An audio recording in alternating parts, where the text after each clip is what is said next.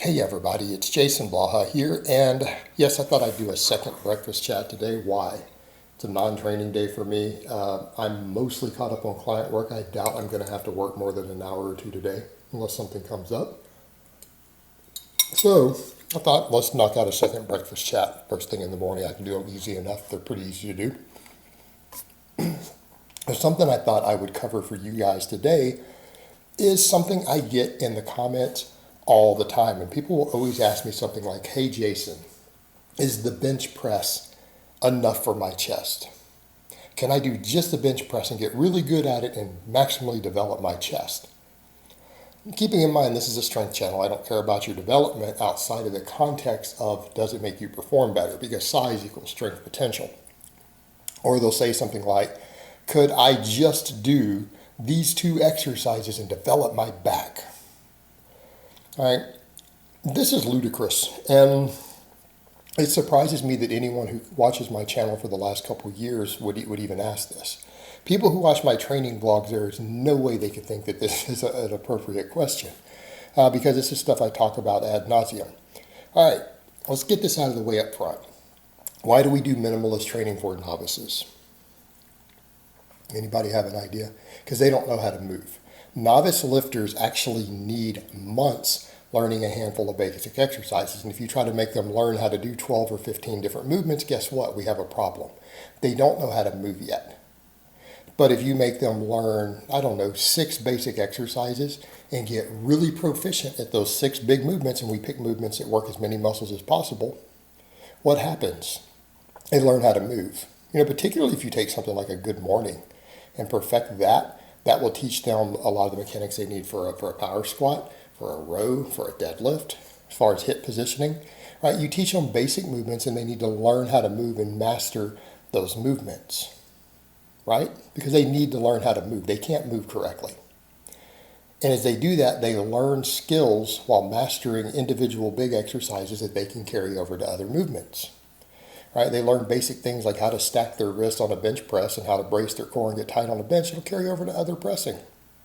Right? If they learn how to perform a good morning correctly, it'll carry over to other movements. You learn how to hinge at the hip, learn how to brace your core. Right? They'll learn these things by mastering a handful of exercises. And they need that. And novices grow no matter what. It is so easy to make a novice lifter grow that if you're training someone and they are not getting stronger every single week as a novice and gaining muscle every week, your programming has to be horrific, because even bad programming, mediocre programming will still produce that in a novice lifter. So if they're not seeing it, you literally are probably the worst coach or program writer on the face of the earth, which is about half the people putting programs out there. All can hold that position. Once you have gotten through that learning phase, we have to be realistic about muscular development. No, you shouldn't be trying to minimize the number of movements you do. Stop and look at what I do. So if it is possible to do that, and people think, oh, I could just do 1 or 2 movements and maximize development here and here. If that were possible, then my training is stupid and I don't know what I'm doing. That's what you're saying. If you think that's even possible to do that correctly and effectively, then that means that I'm an idiot and I don't know how to train and I don't know how to coach. Because you can't have it both ways. How many types of squats do I do? You guys have seen me squat with 4 different types of barbells that are a completely different movement. You see me do it with bands. You see me do them with chains. I do belt squats. I've done all these different movements. You could find at least 10 different squat variations that I do. How about chest pressing?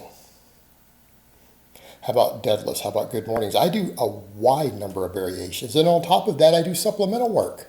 You guys watch me do tricep work. You're watching me do curls. How many types of curls have you seen me do? I only do one in a training session. How many types of curls have I done in the last month? 4 different types. See where we're going with this? Do you think that I'm doing that for no reason? Do you think that, yes, a couple days ago, for my bench supplemental work, I also did dips and incline bench for my chest? Do you think that that's just pointless? Or do you think there's a reason? There's a reason. Number one, we know based upon the data that muscles hypertrophy more when they're given a couple of different exercises for training stimulus. I've said that before. The best exercise you can do for a muscle, and your back is not a muscle. If you were to say my lats or my traps, okay, that would be a specific muscle. Your biceps is a specific muscle. Like if you say back, that would be like saying arms. You're like, well, there's a lot of muscles in your arms. Yeah, there's a lot of muscles in your back. There's way more different muscles in your back than in your arms. So there is no way it's remotely imaginable you can build your entire back correctly on 2 exercises. You're not going to do it. You can get pretty good development. 2 is a good start. But most even individual muscle groups, honestly, they need at least 2 exercises. They need at least 2 exercises to even get maximal development over the course of a month. You get into more complex things like the back. You guys see me do 2, 3, 4 different types of rows. Just rows. How many different types of deadlifts? How many different types of good mornings?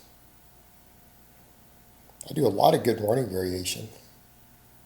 Right? It's necessary to emphasize different parts of the back. We're talking about just from a developmental perspective, though. What about the injury prevention side? Hey, even if the other were possible, why would you want to subject yourself to higher injury risk? Like if you really think it through and you say, well, I want to do just these 2 movements for my back. Okay, so you want to eventually get overuse injuries. That's what you're saying.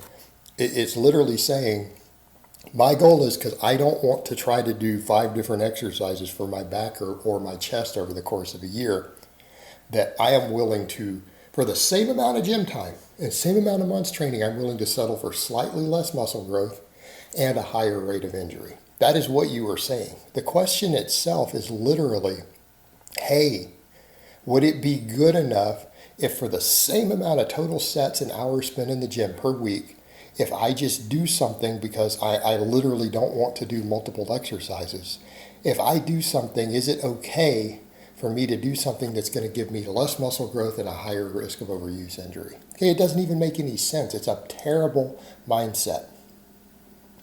We need to be rotating through variation. Okay, it is the best way to keep injury lower. Overuse injuries are how we get hurt. It's not for the reasons that people think, oh, they got hurt just because of bad form. They got hurt because they are lifting heavy, right? Well, usually bad form, unless you're doing something terribly wrong, and oftentimes people are, most even movement pattern or bad form is compensatory strength to deal with a muscle weakness. Exercise variation would clean up their form.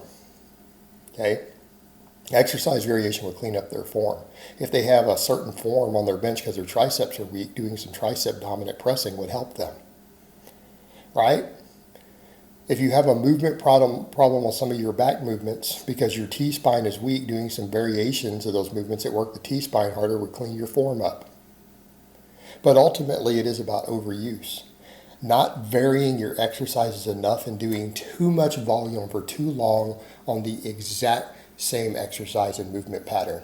That is the number one cause of injuries in the weight room. Okay, that is the biggest cause. The other stuff is secondary, and ironically, unless your form is just horrifically bad because you don't know what you're doing, like you literally don't know how to grip a barbell correctly on the bench, which is a very large number of people, right? I get clients who do that.